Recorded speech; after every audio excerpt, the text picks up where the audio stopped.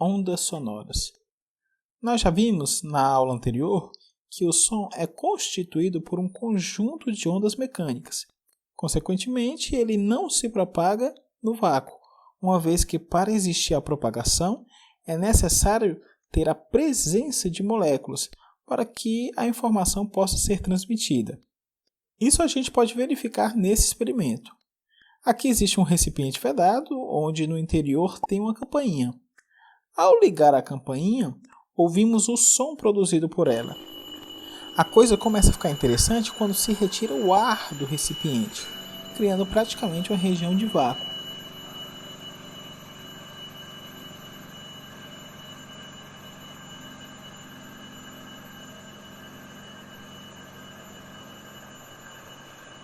Observe que o som vai diminuindo cada vez mais até ficar inaudível.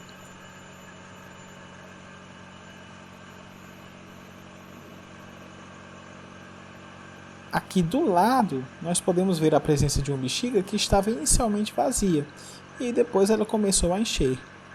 Nós já vimos a explicação para esse fenômeno lá na nossa aula sobre pressão atmosférica. Basicamente, o que acontece aqui é que na situação inicial, quando existe ar no interior do recipiente, a pressão externa ela é igual à pressão interna da bexiga. Já quando o ar do recipiente começa a ser retirado, a pressão interna da bexiga passa a ser maior, fazendo com que ela se expanda e aumente aí o seu volume. Agora, voltando para o som, nós já vimos também que ele é uma onda do tipo longitudinal, porque a vibração é paralela à propagação. Além disso, ele é do tipo tridimensional, porque a propagação ocorre em todas as dimensões do espaço. Outro ponto importante de estudarmos é o espectro sonoro.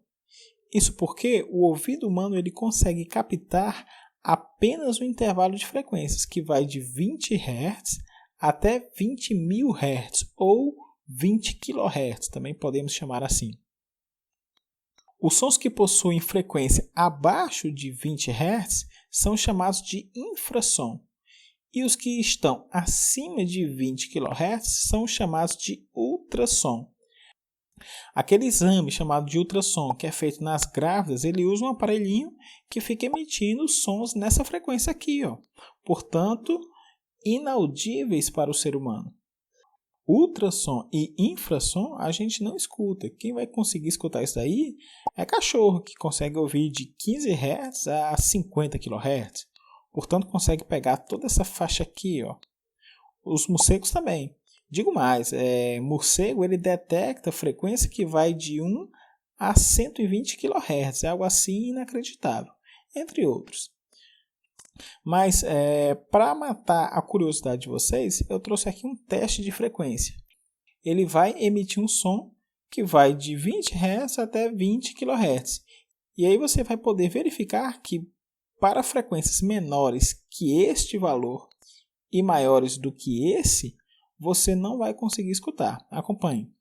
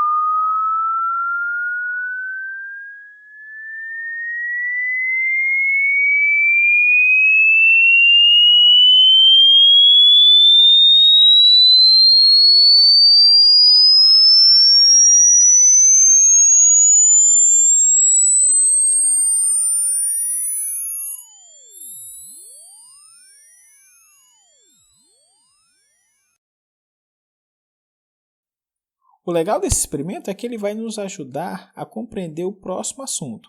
Vamos falar agora das propriedades do som: altura, intensidade e timbre. Começaremos pela altura. E já vou logo adiantando uma coisa para vocês. A altura não tem absolutamente nada a ver com volume, tá bom? Em física, a altura está relacionada à frequência. Um som alto é aquele que tem alta frequência. Nós chamamos também de som agudo.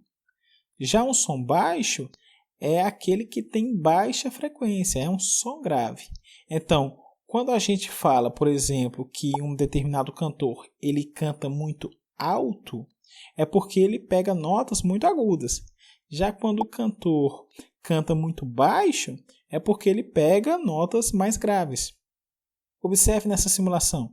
Quando eu aumento a frequência, o som ele vai ficar o quê? Mais alto, mais agudo. Já quando eu diminuo a frequência, o som ele vai ficar mais grave, vai ficar mais baixo. Outra propriedade interessante é o timbre. É através dele que nós conseguimos distinguir dois sons de mesma frequência, porém que foram produzidos por duas fontes diferentes. Por exemplo, aqui eu tenho a mesma música tocada por dois instrumentos diferentes.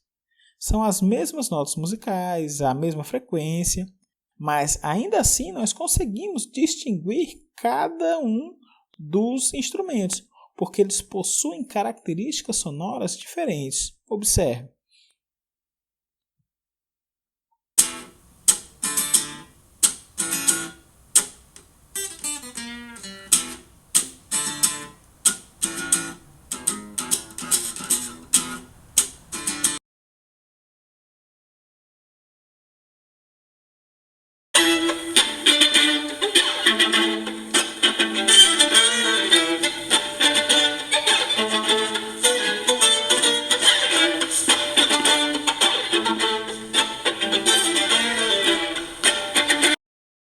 Essa percepção acontece por conta do timbre, que é uma propriedade relacionada à forma das ondas produzidas por cada fonte.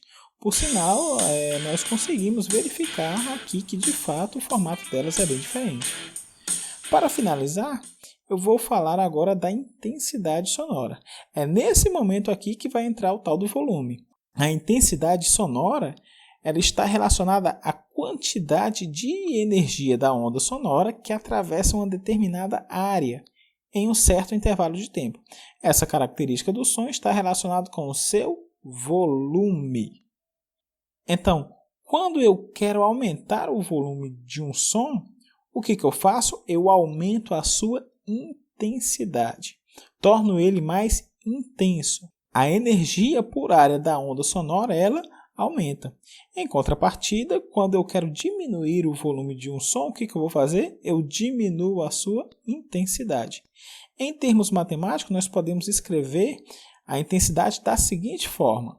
Intensidade vai ser igual à variação da energia, ΔE, dividido pela área vezes o intervalo de tempo, ΔT. Se você observar isso aqui com bastante carinho, você vai lembrar que energia dividido por tempo nada mais é do que potência. Logo, isso aqui implica dizer que intensidade é igual a potência dividido por área. Em termos de unidade, no SI nós vamos ter que a intensidade ela vai ser dada em watt, que é a unidade de potência, dividido por metro quadrado, que é a unidade de área. Logo, intensidade é dada em watt por metro quadrado. Então é isso, pessoal. Espero que eu tenha ajudado. Eu aguardo vocês no próximo vídeo. Até lá!